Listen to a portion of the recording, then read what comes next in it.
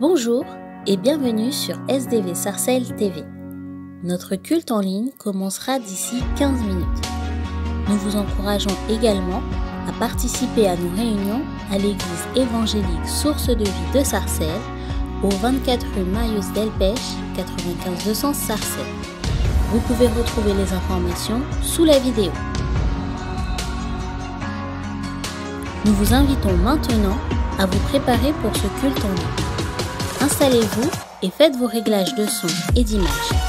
Profitez du live chat pour saluer les autres membres connectés et pour partager votre louange et vos prières en l'honneur de notre Dieu. Méditons quelques versets.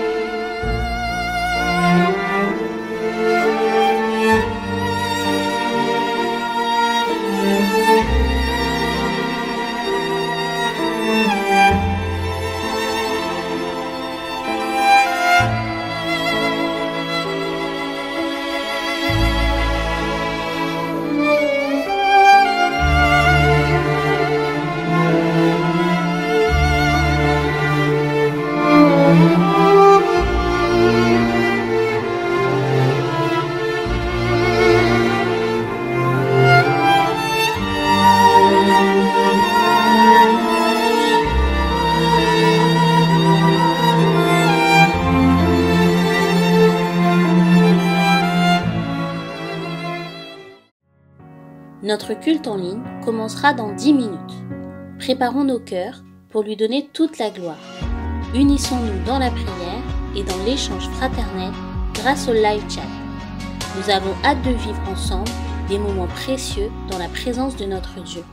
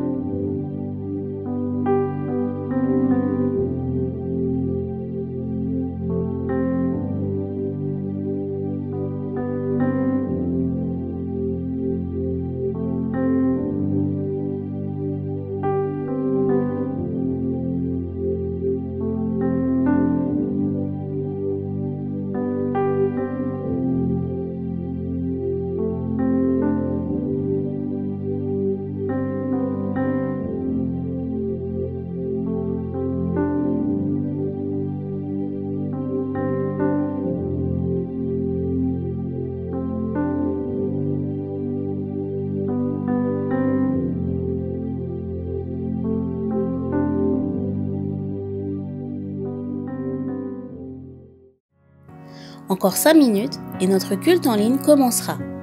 Nous allons vivre des temps forts dans la présence de Dieu. Soyons prêts. Nous vous encourageons également à participer à nos réunions à l'église évangélique Source de Vie de Sarcelles, au 24 rue Marius Delpech, 95 200 Sarcelles. Vous pouvez retrouver les informations sous la vidéo.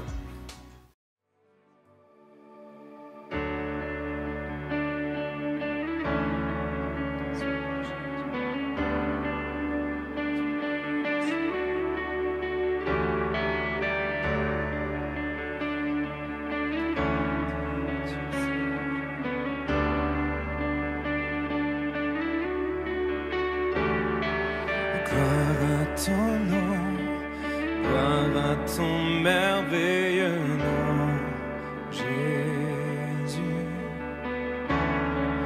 Gloire à ton nom, gloire à ton précieux nom, Jésus.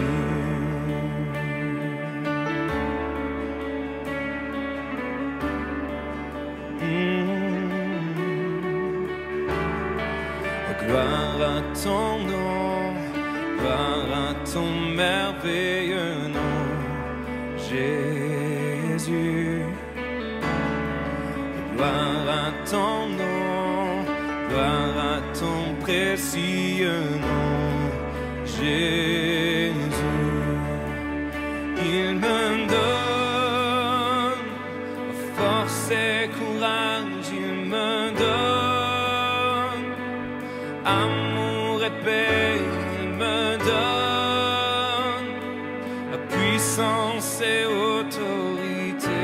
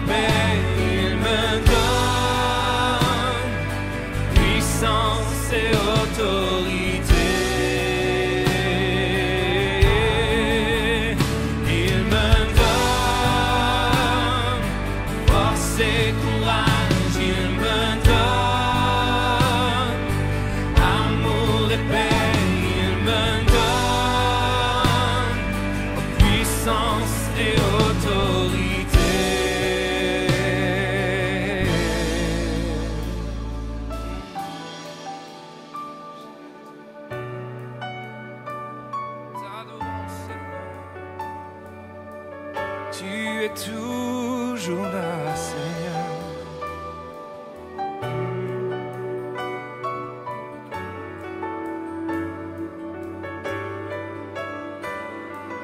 Au cœur de l'épreuve, tu es avec moi.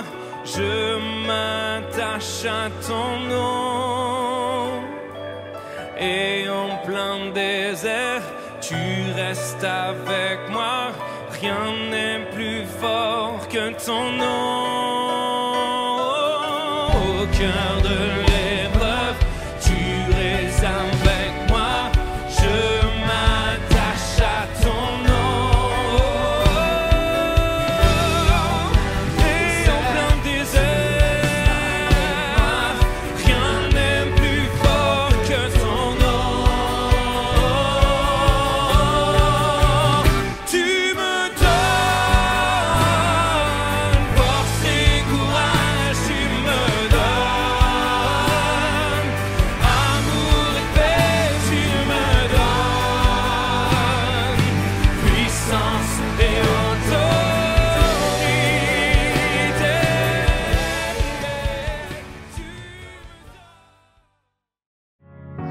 Bonjour à toutes et à tous. Nous sommes heureux de vous accueillir sur la chaîne Source de Vie Sarcelles TV pour notre culte en ligne. Nous vous invitons à louer et à adorer notre Dieu. Nous passerons du temps dans la prière et dans la méditation de sa parole. N'hésitez pas à réagir sur le live chat pour partager vos prières, vos mots de louange et vos salutations afin de rester connectés les uns avec les autres. Bon culte à chacun! Bonne année à vous tous, chers membres de l'église de Sarcelles et chers internautes. Nous bénissons le Seigneur pour cette année nouvelle que nous voyons tous, même si le contexte sanitaire et social n'a pas été trop évident ces derniers temps, mais Dieu nous accorde tous la grâce de voir cette nouvelle année et nous le bénissons pour cela. Et au moins nous avons, comment dire, quelque chose pour lequel nous pouvons nous réjouir. Mais notre joie est encore plus grande parce que nous sommes en train de vivre ce temps de culte en ce dimanche 2 janvier. Nous avons la foi qu'il va bien se passer par la grâce de Dieu et avec ce souhait que d'autres personnes aussi puissent profiter de cette grâce. Je vais vous encourager encore une fois à partager le lien du culte de ce jour à tous vos contacts, en même temps qu'on partage le lien, reconnaissant que nous sommes là pour adorer le Seigneur. Nous voulons aussi en profiter pour partager notre adoration personnelle sur le live chat, afin qu'elle soit en bénédiction pour nous tous qui sommes connectés. Mais maintenant, nous allons tous disposer notre cœur à adorer tous ensemble pour la gloire de l'Éternel notre Dieu, que son saint nom seul soit béni. Amen.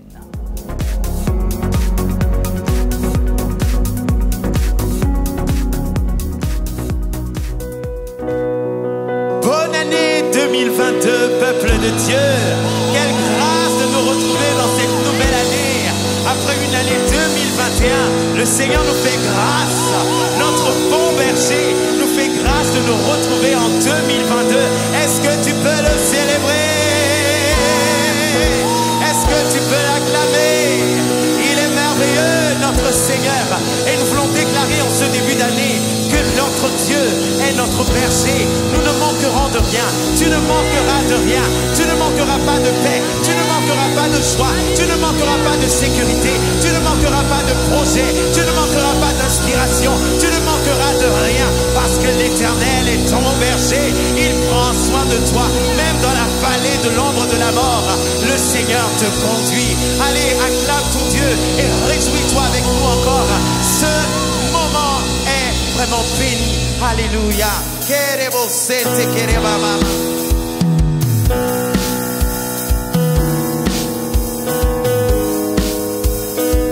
Tape tes mains.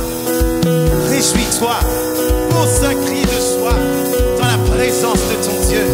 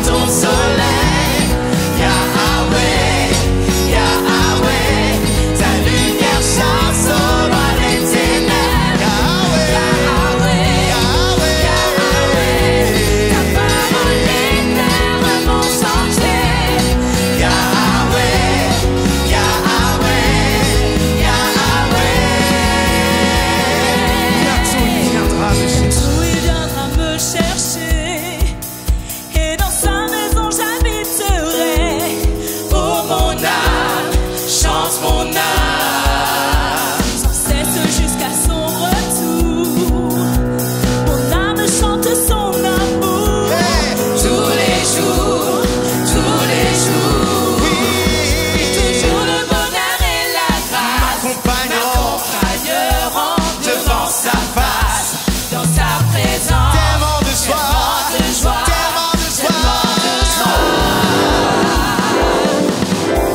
Et tant qu'il se trouve auprès de moi, aucun mal, mon âme, tu ne craindras. Et dans son temple, Je reviendrai, je reviendrai.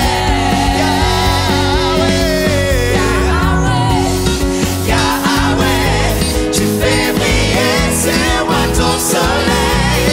Yahweh, ta lumière chasse au loin les ténèbres. Yahweh, ta parole éclaire mon sentier.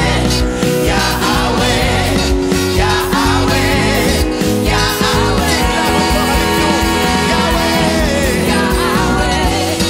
Yahweh, tu fais briller sur moi ton soleil.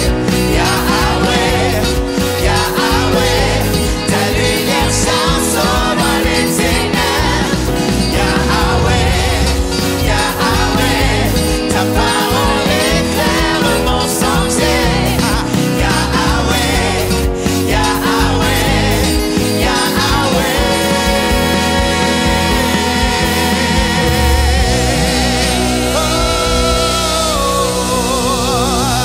Alléluia, notre Dieu est merveilleux, il prend soin de nous, oh il est fidèle, et nous élevons des mains pures pour l'adorer, pour le remercier. Ribo son te kere baba baba shere bobo sere baba baba ikere. Célèbre sa fidélité, il est merveilleux.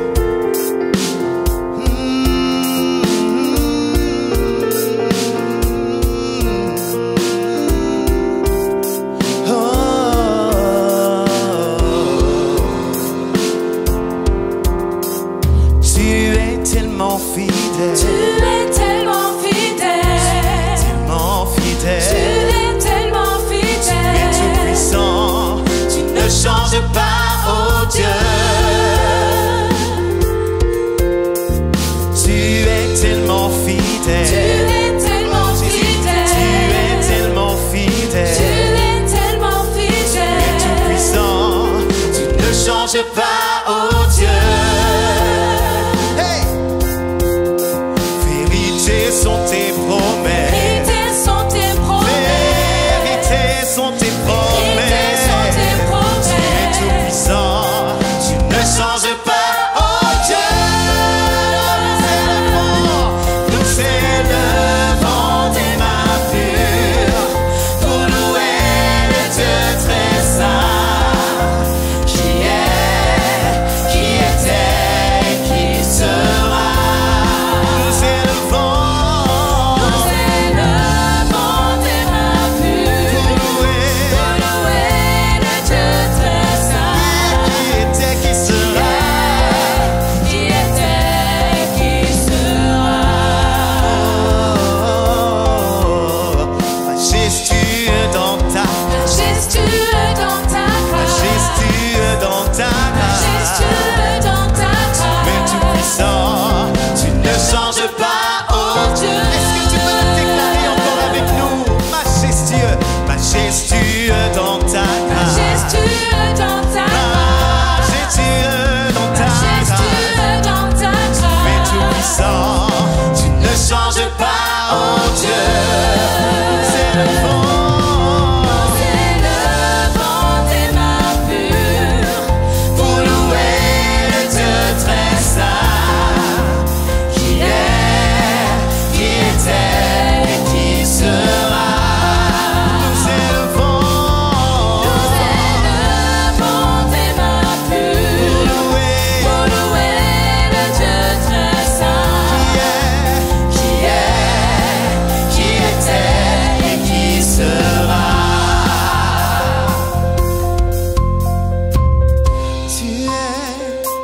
Tu étais, tu seras toujours.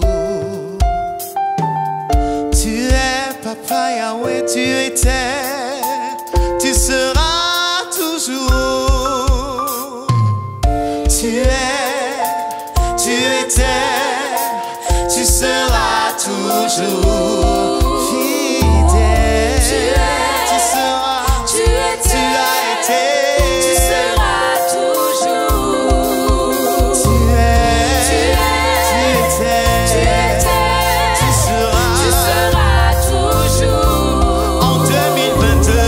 Tu étais, tu seras toujours.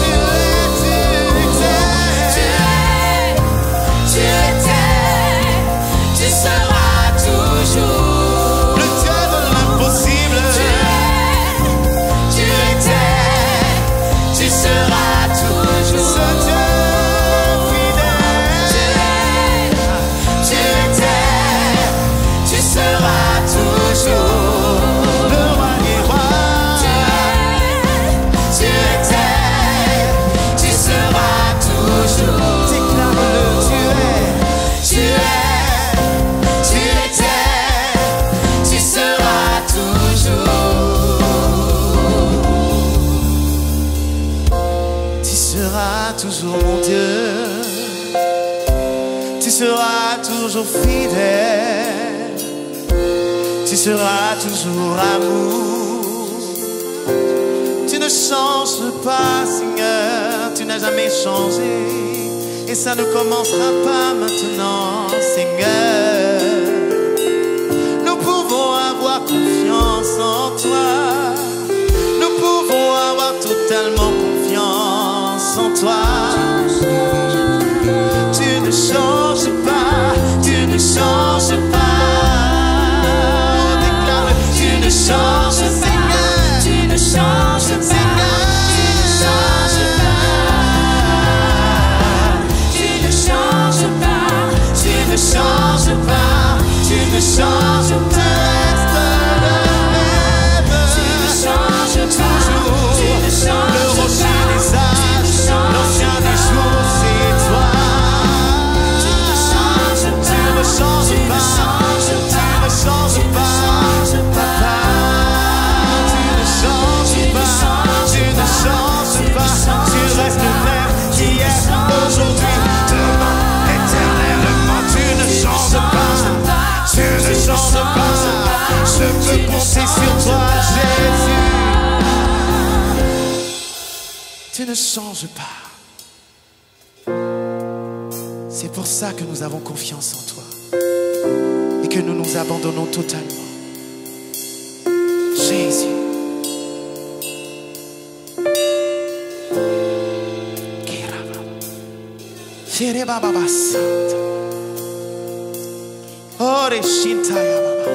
Adore le Seigneur avec nous maintenant.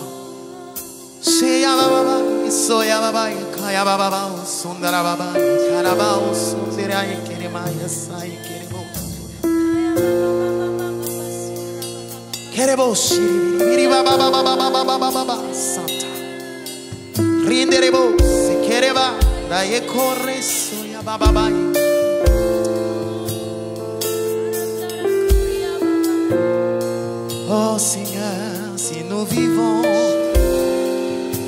c'est pour t'adorer, et t'adorer, rien d'autre que t'adorer. Nous avons été créés pour ça, tu nous as façonnés pour ça, tu nous as emmenés sur terre pour t'adorer. Alors nous voulons le faire. T'adorer, t'adorer, t'adorer, t'adorer, t'adorer.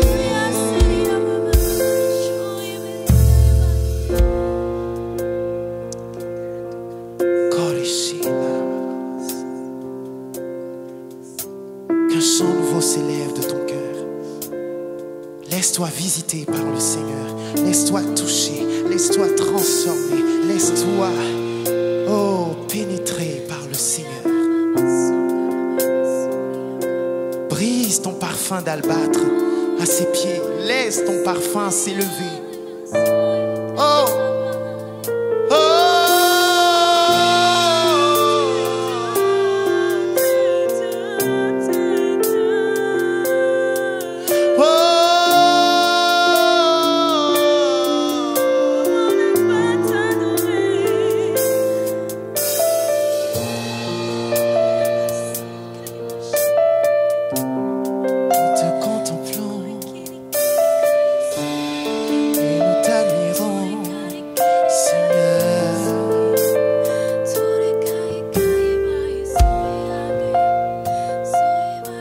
te contemplons et nous t'admirons. Seigneur, est-ce qu'on peut le dire ensemble? Nous te contemplons et nous t'admirons. Seigneur,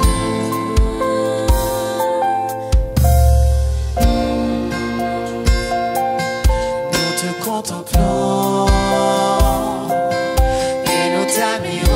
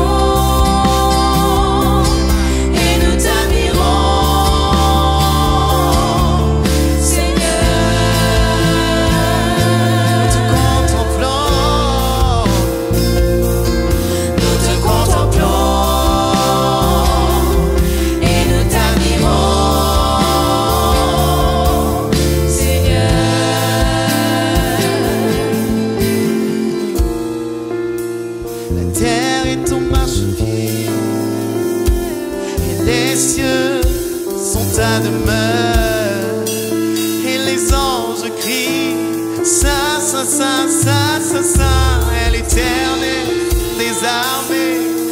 La terre est remplie de sa gloire.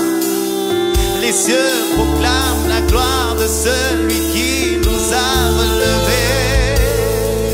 Oh, ya mama e anyaba oso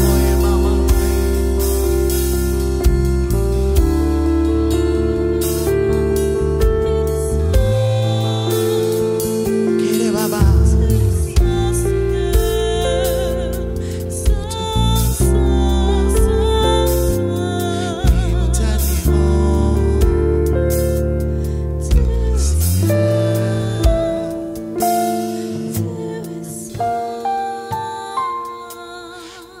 Contemplons, déclare-le, et nous t'admirons. Seigneur, tu peux déclarer tu es saint, ou nous te contemplons, nous t'adorons. Dis ce qui vient sur ton cœur en ce moment.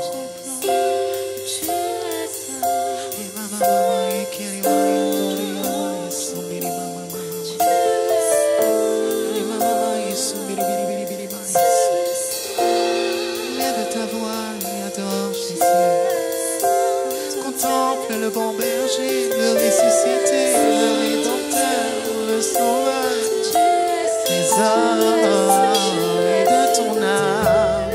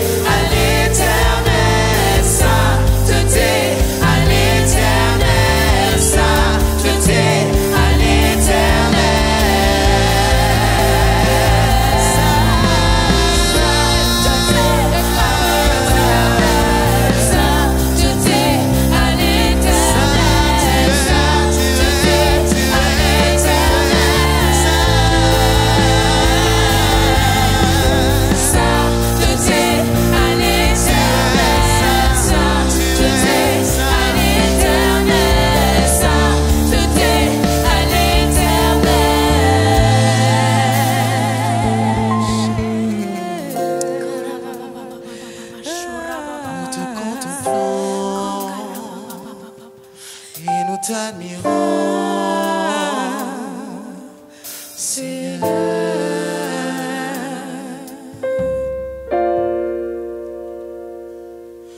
Nous te contemplons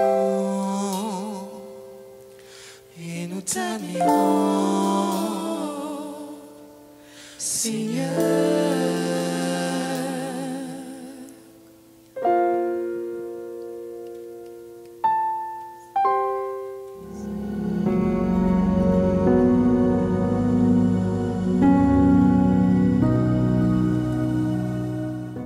À Dieu soit toute la gloire, comme nous aimons le dire et nous ne cesserons de le dire. Encore une fois, il nous a bénis à travers ce temps de louange et nous remercions nos bien-aimés qui viennent de nous conduire. Maintenant, nous allons prendre un temps pour prier, parce qu'on sait qu'à chaque fois qu'une année nouvelle arrive, il y a toujours des projets qui se forment et c'est tout à fait normal.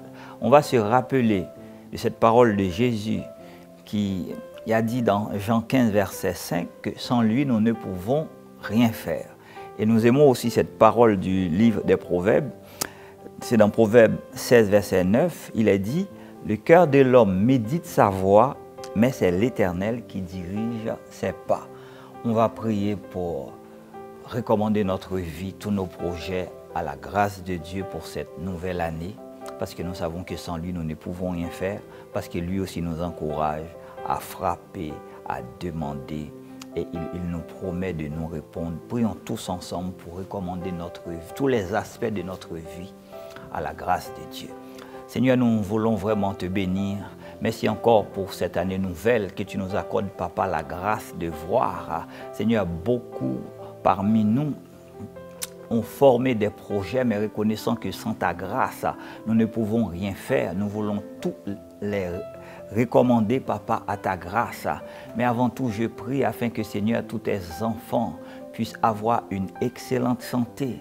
Je prie, Seigneur, afin que ta joie et ta paix soient parfaites dans chacune de nos vies.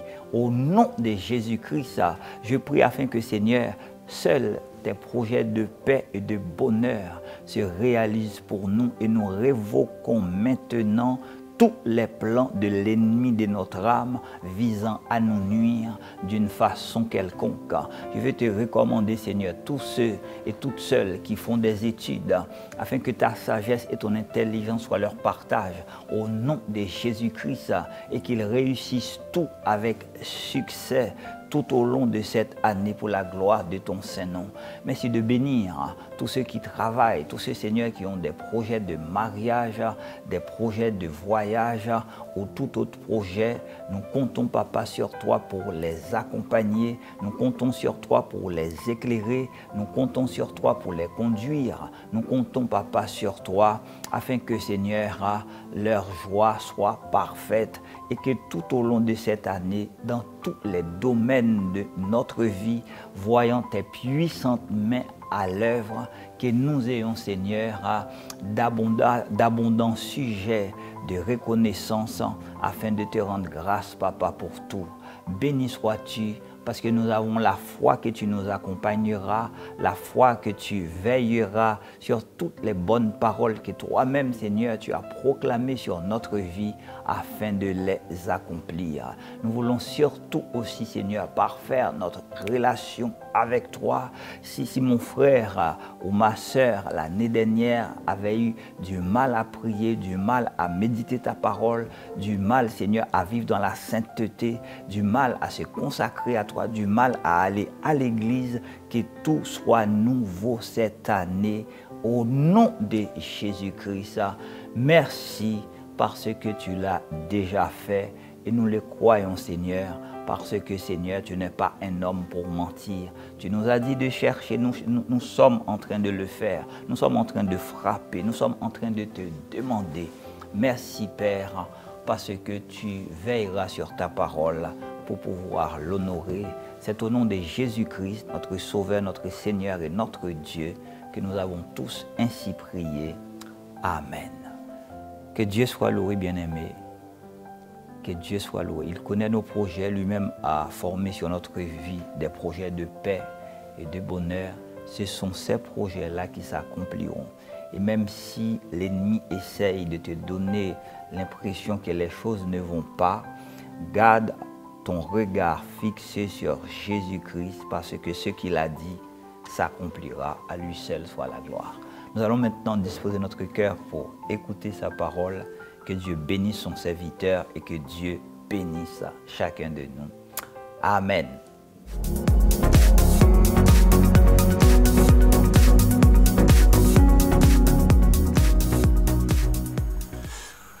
Bonjour, nous sommes heureux de nous retrouver au début de cette année 2022 et je vous propose donc une réflexion biblique, bien sûr, vous vous en doutez, et je vous propose le sujet en 2022, vivre l'unité dans le Seigneur. En 2022, vivre l'unité dans le Seigneur. Pour cela, je vous invite à lire dans le livre des Actes au chapitre 15. Livre des Actes au chapitre 15, versets 1 et 2 tout d'abord. Quelques hommes qui étaient descendus de Judée enseignaient aux frères, « Si vous ne vous faites pas circoncire selon la coutume de Moïse, vous ne pouvez pas être sauvés. » Paul et Barnabé, ayant eu avec eux une violente dispute au cours du débat qui s'ensuivit, on décida que Paul, Barnabé et quelques autres des leurs monteraient à Jérusalem devant les apôtres et les anciens pour parler de cette question. Je vais continuer la lecture au verset 6 à 8. Les apôtres et les anciens se rassemblèrent pour examiner cette affaire. Après un vif débat, Pierre se leva et leur dit « Mes frères, vous le savez, dès les tout premiers jours, Dieu a fait un choix parmi vous pour que, par ma bouche, les non-juifs entendent la parole de la bonne nouvelle et deviennent croyants. Et Dieu, qui connaît les cœurs, leur a rendu témoignage en leur donnant l'Esprit Saint, tout comme à nous. Il n'a fait aucune différence entre nous et eux, puisqu'il a purifié leur cœur par la foi. » Dernière lecture, je vais maintenant au verset 22 à 31. Alors il parut bon aux apôtres et aux anciens, il s'agit, j'ouvre une parenthèse, il s'agit là de ce qui se passe après leur débat, après leur discussion, verset 22, alors il parut bon aux apôtres et aux anciens, ainsi qu'à toute l'Église, de choisir parmi eux des hommes et de les envoyer à Antioche avec Paul et Barnabé, Judas, appelé Barsabas, et Silas, des dirigeants parmi les frères. Ils les chargèrent de cette lettre, « Vos frères, les apôtres et les anciens, aux frères non-juifs qui sont à Antioche, en Syrie et en Cilicie, bonjour. Nous avons appris que quelques individus sortis de chez nous, auxquels nous n'avions donné aucun ordre, vous ont troublés et inquiétés par leur discours. Après nous être mis d'accord, il nous a paru bon de choisir des hommes et de vous les envoyer avec nos bien-aimés Barnabé et Paul, eux qui ont livré leur vie pour que le nom de notre Seigneur Jésus-Christ. Nous avons donc envoyé Judas et Silas, qui vous apporteront de vive voix le même message. En effet, il a paru bon à l'Esprit Saint et à nous-mêmes de ne pas vous imposer d'autres fardeaux que ce qui est indispensable, que vous vous absteniez des viandes sacrifiées aux idoles, du sang, des animaux étouffés et de l'inconduite sexuelle. Vous ferez bien de vous garder de tout cela. Adieu. Donc, voilà le texte biblique d'Acte 15, donc, et ce texte biblique nous parle de ce que l'on appelle habituellement la conférence de Jérusalem. Certains exégètes estiment qu'on peut parler d'un concile, mais c'est un peu prématuré. Vous savez que historiquement, les premiers conciles ont eu lieu au IVe siècle.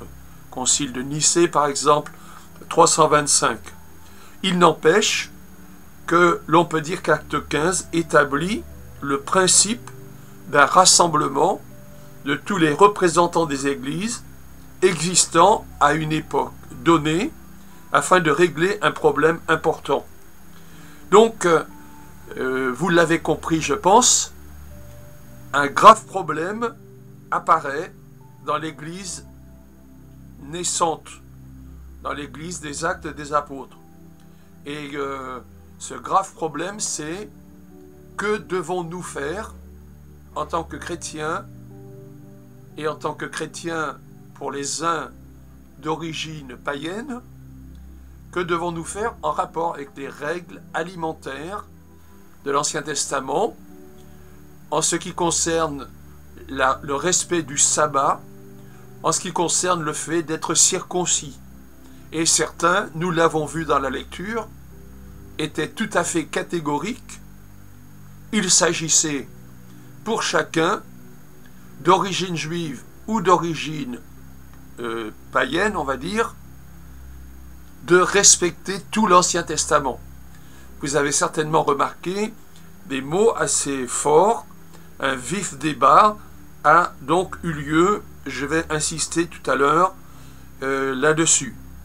Il faut noter également qu'à cette époque, le nombre des chrétiens d'origine non juive est en train d'augmenter beaucoup.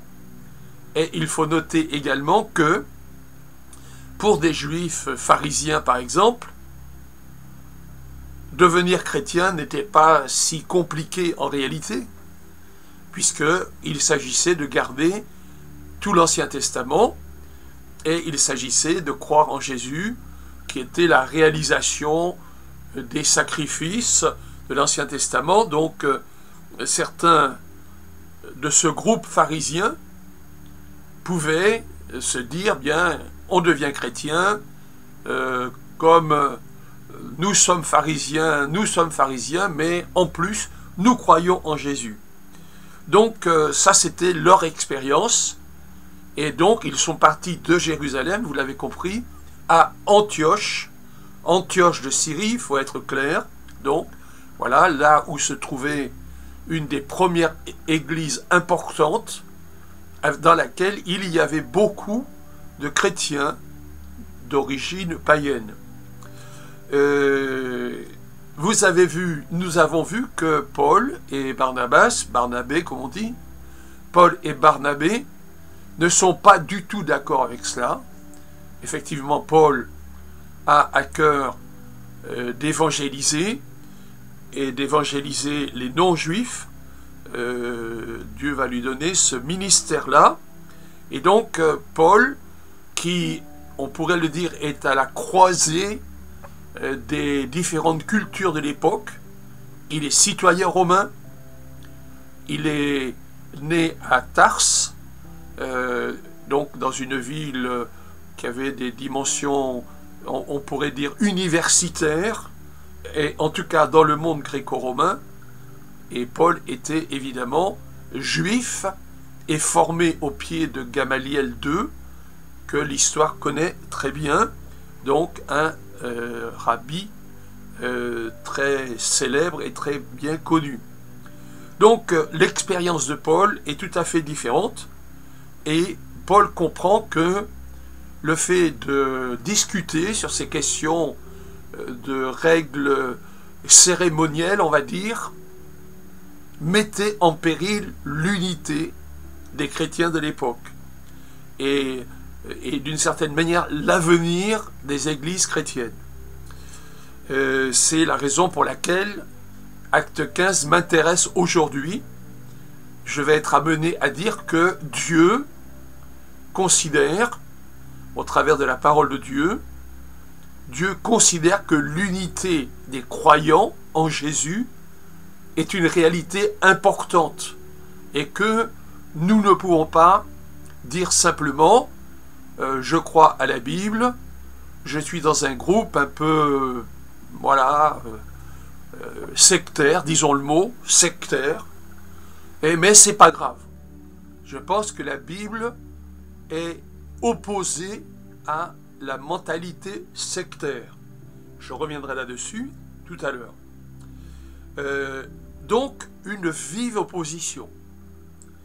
Une opposition entre deux tendances qui semblent très fortes, et les mots employés là, dans le texte original, stasis par exemple, ça signifie dissension, rivalité, division, opposition, ou zétésis, débat, discussion.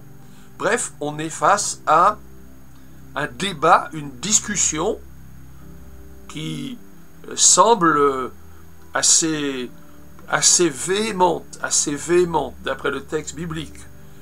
Nous savons que Luc est un historien remarquable.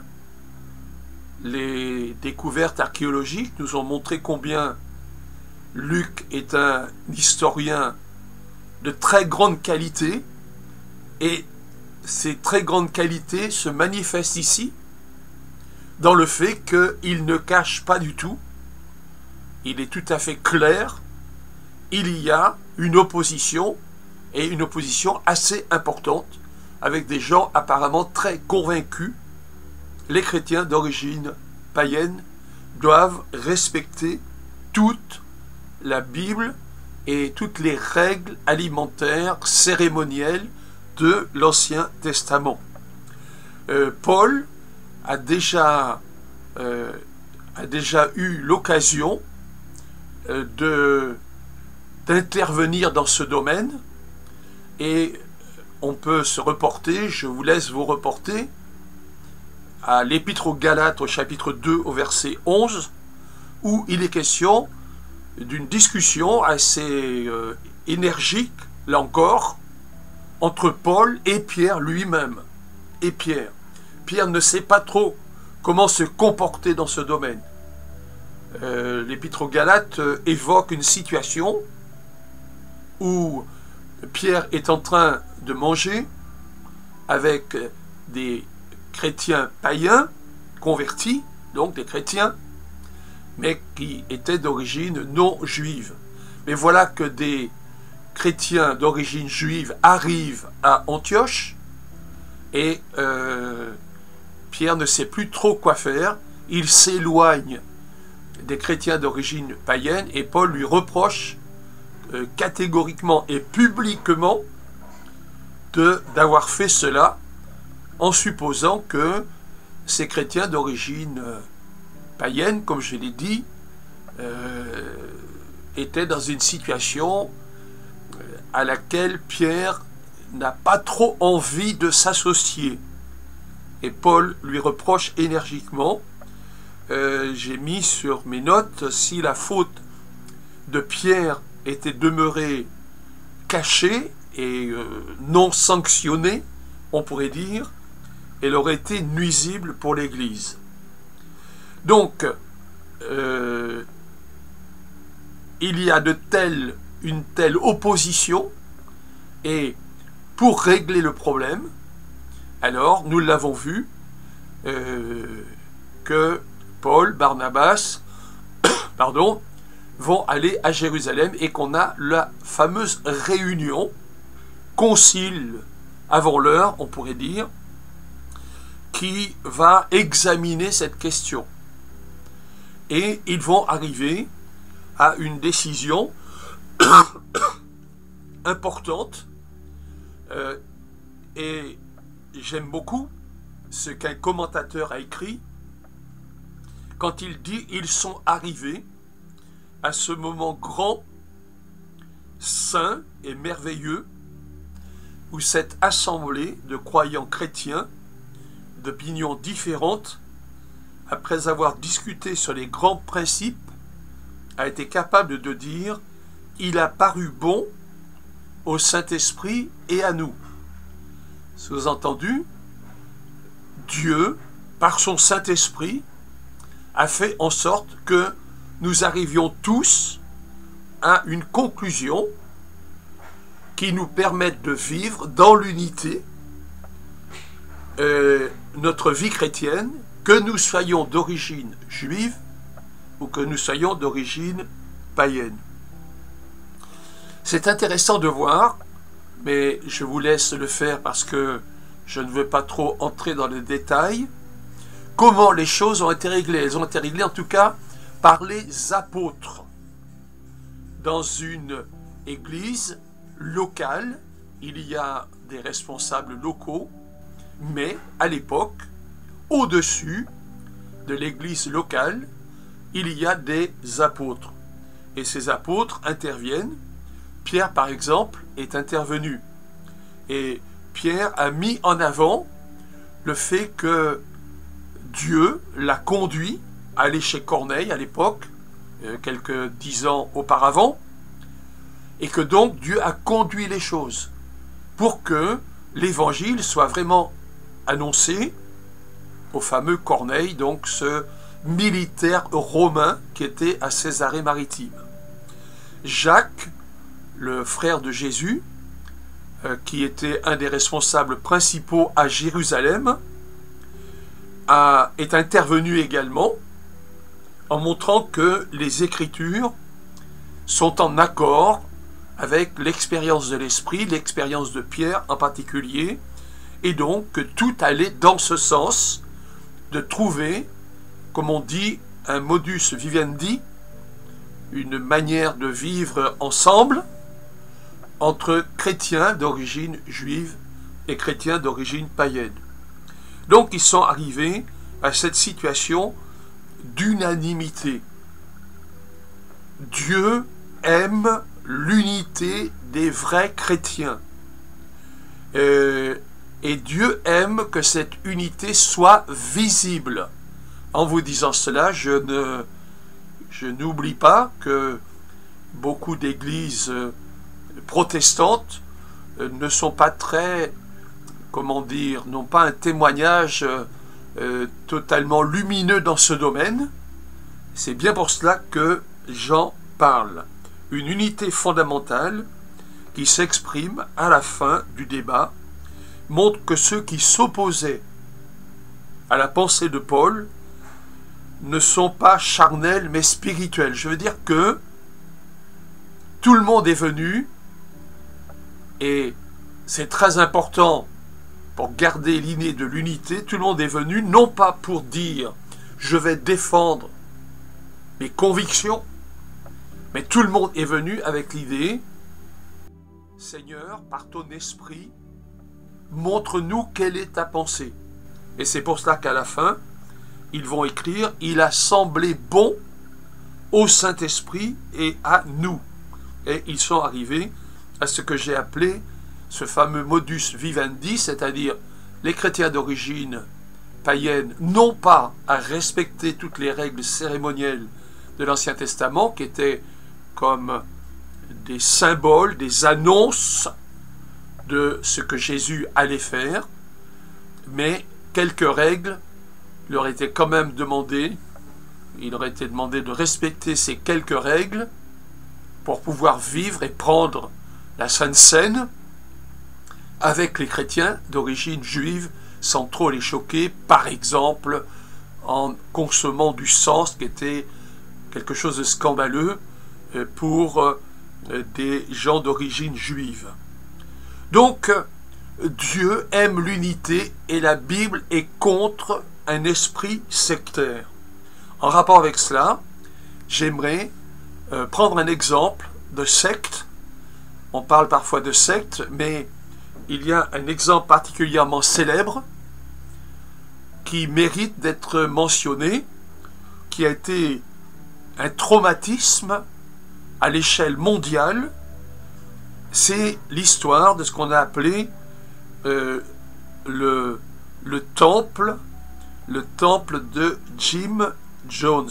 On est en 1960 et donc un prédicateur américain qui s'appelait Jim Jones, enfin c'est une abréviation Jim, je crois que son nom était un peu différent, donc a créé un groupe qui avait un certain succès et qui se dit protestant.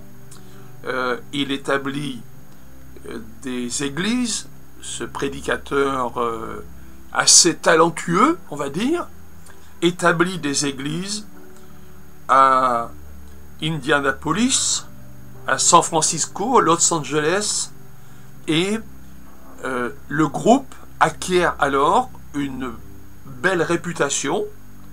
Ils apportent de l'aide aux pauvres, ils accueillent les minorités raciales, ils aident les toxicomanes, ils aident les personnes qui sont sans domicile fixe.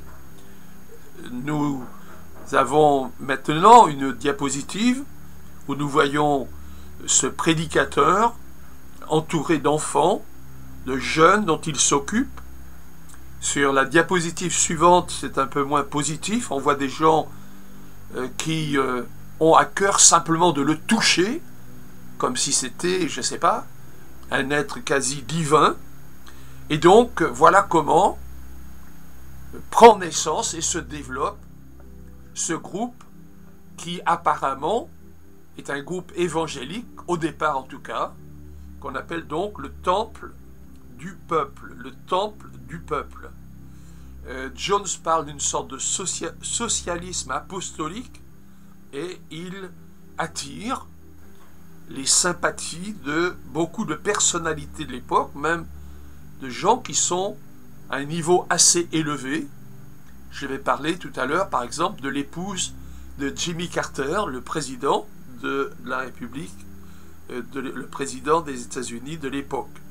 Donc, il réalise qu'il a un certain charisme, il se fait même appeler père, les choses dégénèrent un peu plus, il serait l'incarnation de Jésus, l'incarnation de Bouddha, l'incarnation de Lénine, on prétend qu'il accomplit des miracles, et au départ les choses se passent aux États-Unis, mais ensuite il va émigrer, j'évoquerai les raisons pour lesquelles ça se passe.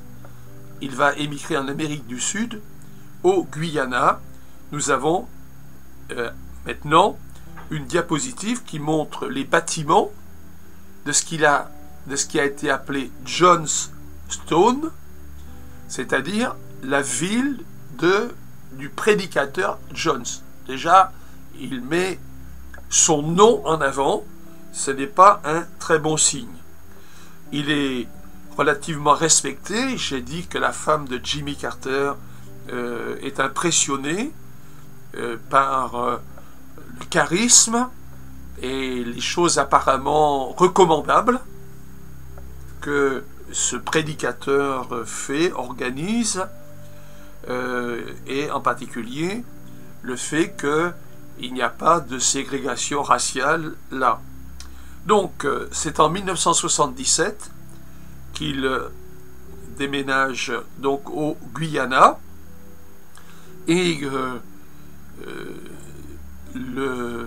ce prédicateur, Jim Jones, a une emprise de plus en plus importante, de gourou, comme on dit maintenant. De plus, il y a quelques soucis financiers, et donc un homme politique des États-Unis est envoyé au Guyana pour faire une enquête et pour régler les questions de finances qui ne semblent pas d'une clarté remarquable. Quand ce nommé Leo Ryan, en 1978, donc, vient à Johnstown, il réalise que un certain nombre de membres, 900 ils sont, sur le site ils sont 900 personnes, mais quelques-uns expriment le désir de partir de là-bas. Et donc, cela inquiète le fameux prédicateur, gourou.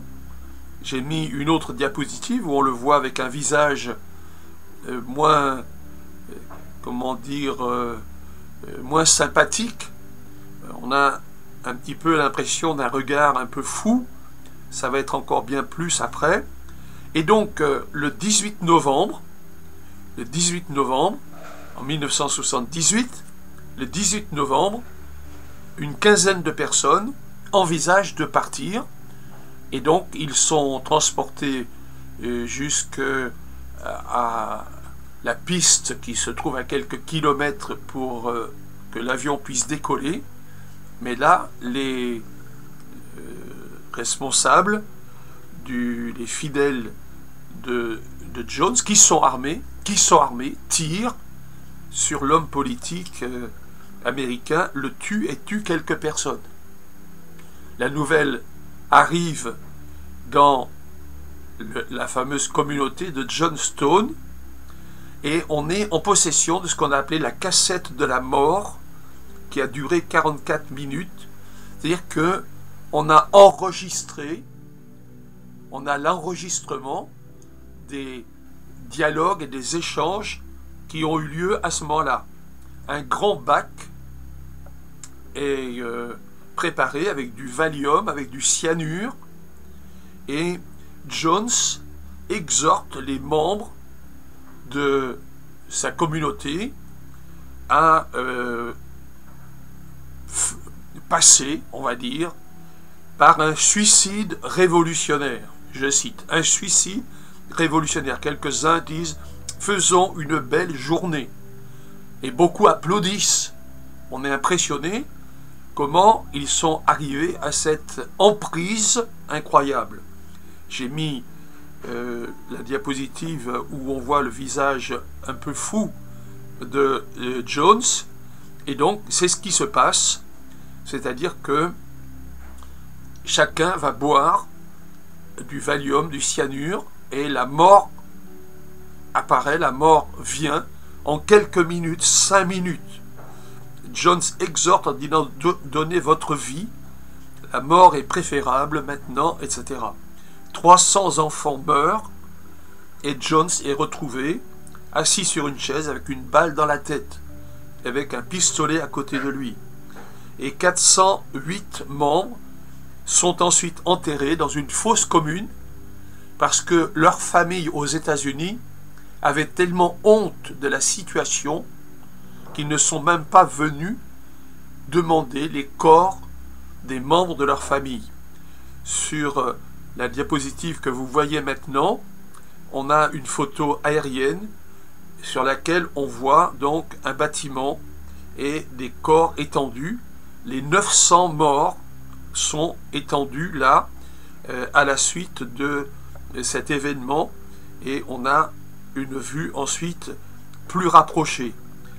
Je répète, la Bible est contre cette dimension de gourou et de secte, et l'histoire que je viens de vous raconter est là pour illustrer illustrer ce fait et donner un exemple qui a été, je le répète, un traumatisme mondial en rapport avec les sectes. Et donc, j'arrive à presque mes conclusions avec l'idée que dans l'Église chrétienne, il y a unité et diversité. Unité et diversité.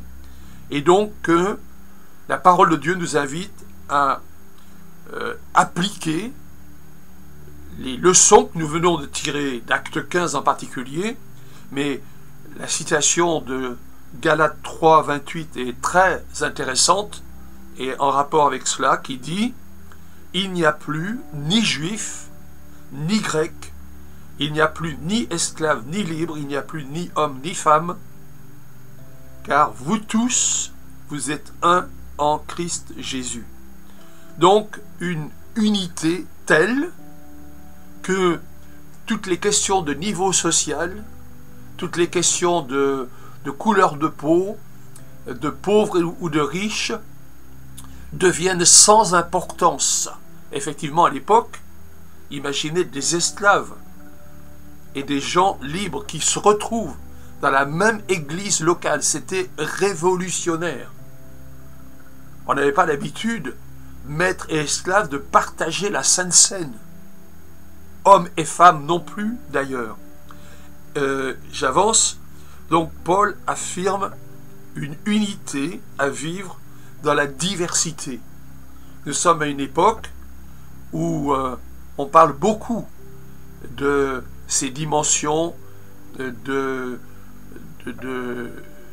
diversité, de vocabulaire inclusif, etc., etc. On peut tirer d'Acte 15 un certain nombre de principes. Leur manière de vivre n'est pas « je défends mes convictions », mais « je cherche l'approbation de l'Esprit de Dieu ». 1. Deuxièmement, l'unité leur est très chère, mais ils ne font pas passer l'unité avant tout.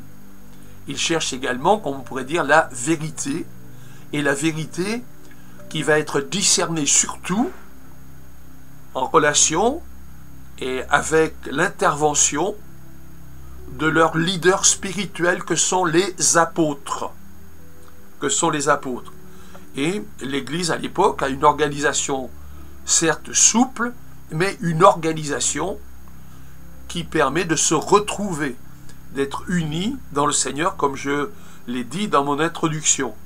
Et cette Église locale qui est très importante, j'espère que nous allons nous retrouver de plus en plus au-delà de la pandémie, durant cette année 2022, dans notre Église locale. C'est là le plan de Dieu. L'unité établie par Dieu mérite d'être conservée. Dans ce domaine, les diverses dénominations doivent obéir à la parole de Dieu et faire tous leurs efforts pour conserver l'unité de l'esprit. Dans la Bible, c'est l'expression qui est indiquée. Je ne travaille pas pour l'unité, mais en tant que chrétien, mes péchés sont pardonnés, je suis, entre guillemets, sous l'aspersion du sang de Jésus, et je fais partie de l'Église universelle. Et il faut réaliser l'importance de manifestation, de manifestation de cette unité. Par exemple, on peut parler de la Fédération protestante, on peut parler du CNEF, par exemple, Comité national des évangéliques de France, et surtout de l'Église locale où l'on va vivre l'unité. J'en ai terminé avec ma réflexion avec vous ce matin, mais vous l'avez compris, je souhaite au début de cette année 2022 que nous vivions donc cette unité dans le Seigneur. Cette unité dans le Seigneur, et cette unité d'abord c'est dans mon église locale que je vais retrouver et dans laquelle je vais vraiment servir Dieu, et également cette dimension d'unité si merveilleuse pour un chrétien normalement, qui vit normalement sa vie chrétienne, qui ne correspond plus à des niveaux de société élevés dans la société, à un haut niveau social ou à un faible niveau social, ça ne compte plus. Hommes, femmes, juifs, grecs, ça ne compte plus. Mais nous sommes ensemble, nous sommes unis et nous voulons servir Dieu tous ensemble. Que Dieu vous bénisse. Je termine par 2 mots de prière. Seigneur, je te bénis pour cette réflexion sur ta parole. Ton esprit est là pour nous aider à vivre ces choses que nous ne savons pas vivre quand nous ne sommes pas animés par ton Esprit Saint. C'est, Seigneur, par la nouvelle naissance, quand nous avons donné notre vie, quand nous t'avons donné notre vie, et quand nos péchés sont pardonnés, et quand notre vie est livrée, que tu peux faire ces choses en nous. Je te prie, Seigneur, pour cette unité en Christ en 2022 dans chacune des églises et à un niveau plus élevé, pas simplement de l'église locale. Sois béni, Seigneur, parce que tu veux vraiment nous aider dans ce sens-là. Je te prie pour que mes frères et moi, mes sœurs et moi, nous puissions vivre de cette manière-là. Que Dieu vous bénisse. Alléluia. Nous voulons te laisser ces paroles de bénédiction sur ta vie, sur tout ce qui t'entoure en ce début d'année. Sois encouragé, sois fortifié. Dieu tourne son regard sur toi. Il tourne son visage sur toi et t'accorde sa grâce et ses bénédictions. Sois béni.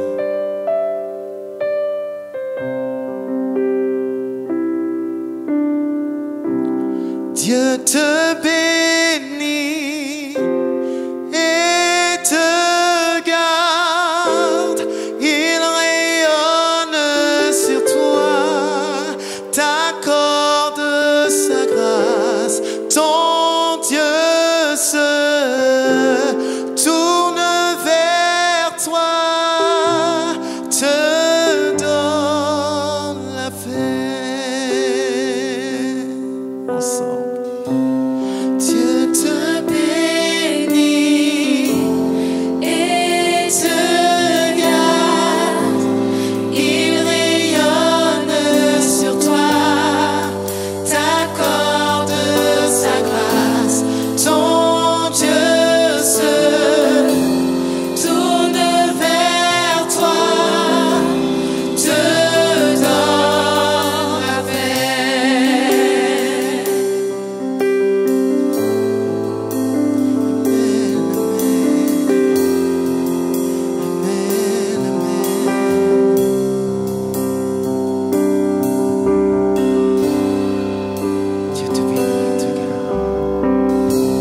Dieu te bénit et te garde. Dieu te bénit et te garde. Il rayonne sur toi, t'accorde sa grâce. Ton Dieu se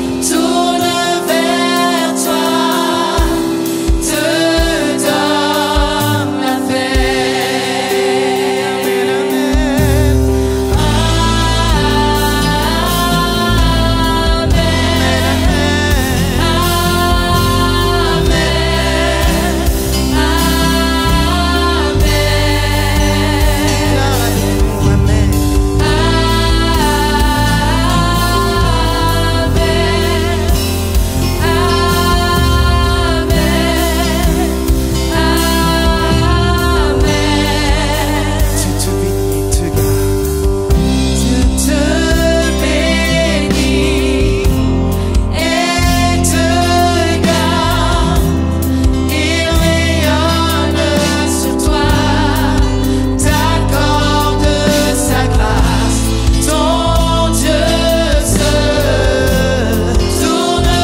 vers toi, te donne la paix.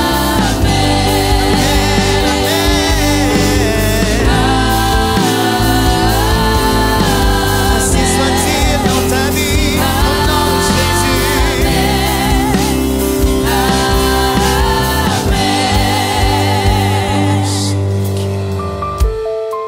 Que sa faveur reste sur toi.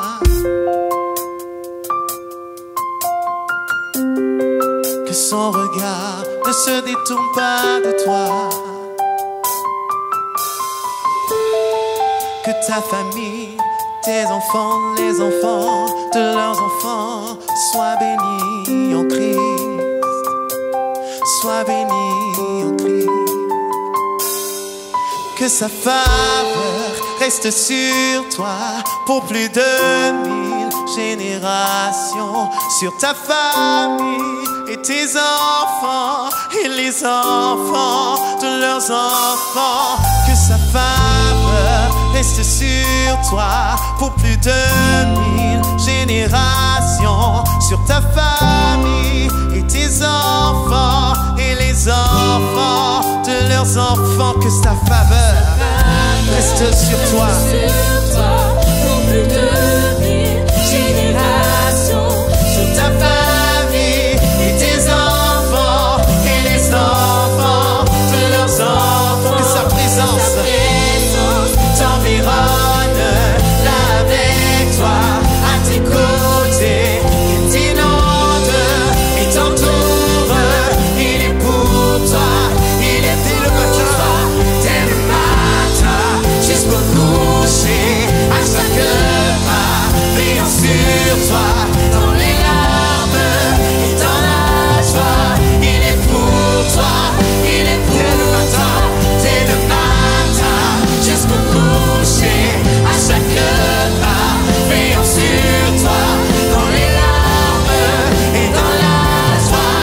Il est pour toi, il est pour toi, il est pour toi, il est pour toi, il est pour toi, il est pour toi, il est pour toi, il est pour toi.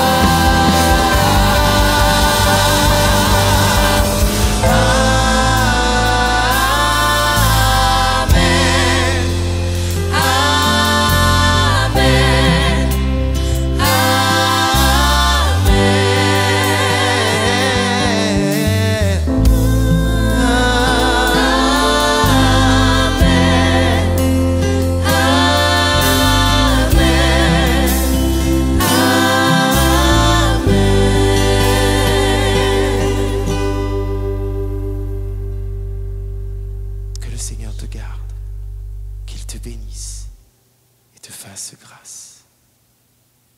Bonne année 2022. Est-ce que nous pouvons tous applaudir ensemble le Seigneur pour ce que nous venons de vivre? Dieu, dans sa grâce, nous a bénis par sa parole qui a été enseignée et aussi par cette louange édifiante. À lui seul soit la gloire.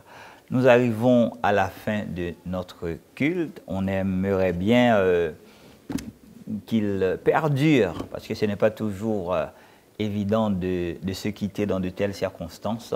Mais il est dit que chaque chose, parce que nous sommes encore sur la terre, chaque chose a une fin. Mais merci au Seigneur pour tout ce que nous avons vécu. Merci à tous nos bien-aimés que Dieu a utilisés pour nous bénir. Merci aussi à chacun de vous d'avoir vécu ce temps de culte avec nous. Mais nous avons encore du travail à faire. Donc, il nous reste donc juste à continuer à partager le lien du culte à tous nos contacts afin que d'autres personnes soient bénies. Nous aurons bien sûr d'autres temps tout au long de cette semaine.